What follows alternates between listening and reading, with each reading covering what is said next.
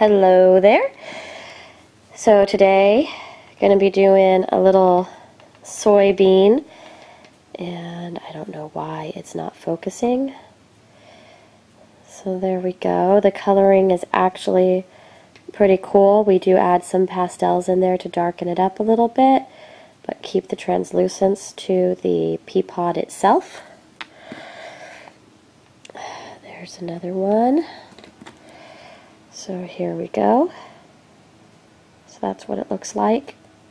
And so what we did is made two greens. This green right here is a medium green with about half translucent. And this one is wasabi and Spanish olive. So there's a little bit of Spanish olive in there, and there's wasabi.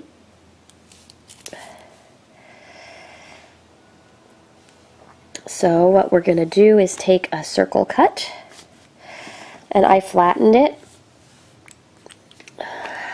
If you don't have a circle cutter, just go ahead and roll a little bit of clay into a ball and start pressing it out flat until you get a circle shape. Okay, so what I'm going to do here is start texturing, and there we go. So I just start beating it with a toothbrush here.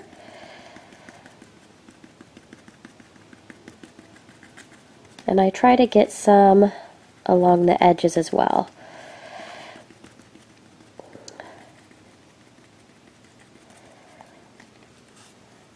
So it gives it a really good texture. I'll show you the texture close up as soon as we're done here. So let's see if the camera focuses. It's hard to tell the texture here, and it's all one solid color. I'm going to flip it upside down. This particular circle cutter that we have is 1 inch. So if you are flattening a circle, 1 inch is what you'll want to have it. And here is just a little bit of the lighter clay color. And basically you just want two that are about the same size.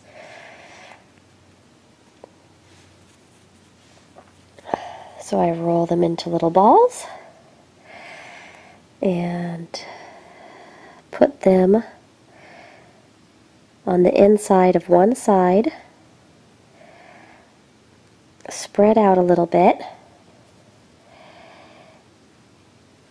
and then I fold the top over and start pinching the back end and pressing.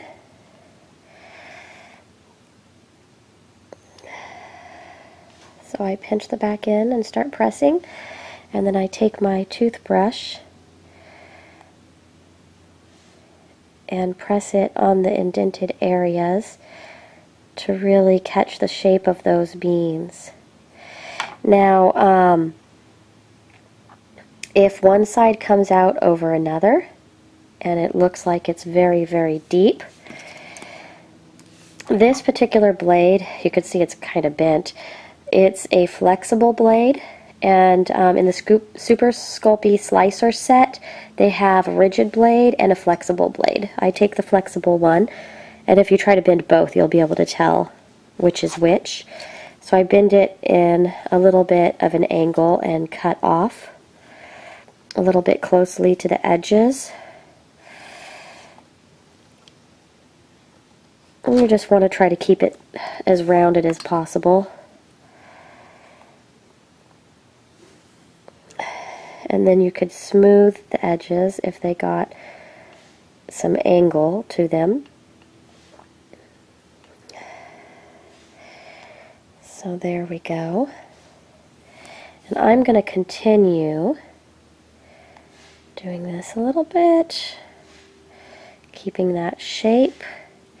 And then to highlight the shape even more, I am going to take a little bit of yellow ochre, shave some off on a table, take a little bit of green, shave it off, and take a little bit of this brown.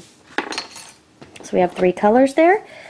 I'm going to take the yellow and green And I'm going to paint right in the center of the beans and paint in a triangle at the bottom to help create a shadow, to make it look much deeper than it is. With it being a solid color, we can do that. And then I'm going to do the same thing along the other edge. I didn't know if you noticed, but the soybeans too, they have kind of a darker edge to them.